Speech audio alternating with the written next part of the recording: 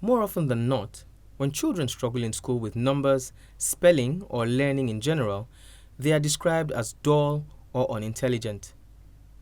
This makes them dread reading aloud, writing an essay, or solving math problems. What many do not know is that they just may be struggling with some sort of learning disorder.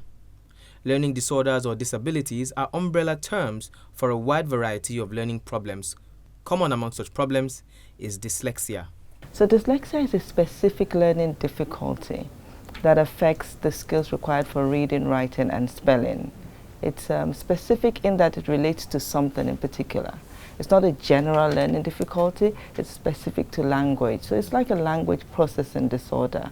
Also called reading disability, dyslexia affects areas of the brain that process language. Dyslexia could be genetic or caused by physical accidents or some sort of trauma. We have 3 children, 2 are high flyers. 1 is quite smart, in fact, very, very smart.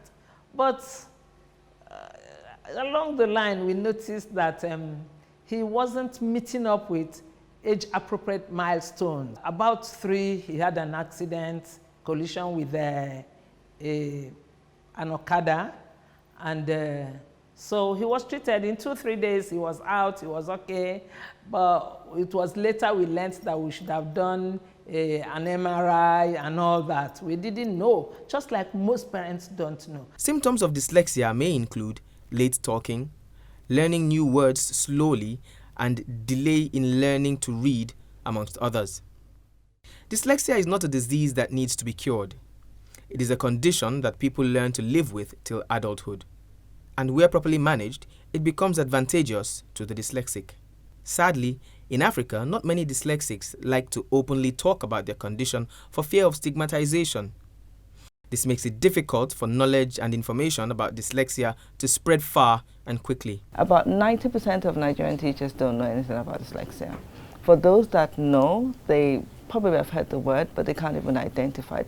Very small percentage, have taken training that helps them identify dyslexia. One of the times a teacher told me that this child, if you read to him, he will know he can look at the ABCDs, he can look at the answers and pick the right answer, but he cannot read it. Okay, when you see such things, he cannot, if he reads it himself, he does not have understanding, he doesn't have comprehension to be able to know the proper answer to give. And so therefore you also find people in the workplace that also show signs of dyslexia. They don't know they have dyslexia, they just know they struggle a lot with maybe keeping to time, with reading, with concentrating, with comprehension, and sometimes they have an article to read and they have to read over and over and over again, and they don't recognize that it's something. There are many successful people around the world who live with dyslexia and serve as inspiration to others.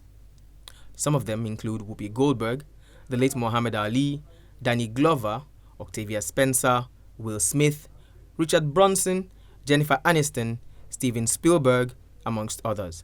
Every year, the month of October is set aside for the awareness of dyslexia, and with proper education and enlightenment of teachers and parents, more and more dyslexics in Africa will receive the required guidance and support to fit in successfully in school and in the society in general.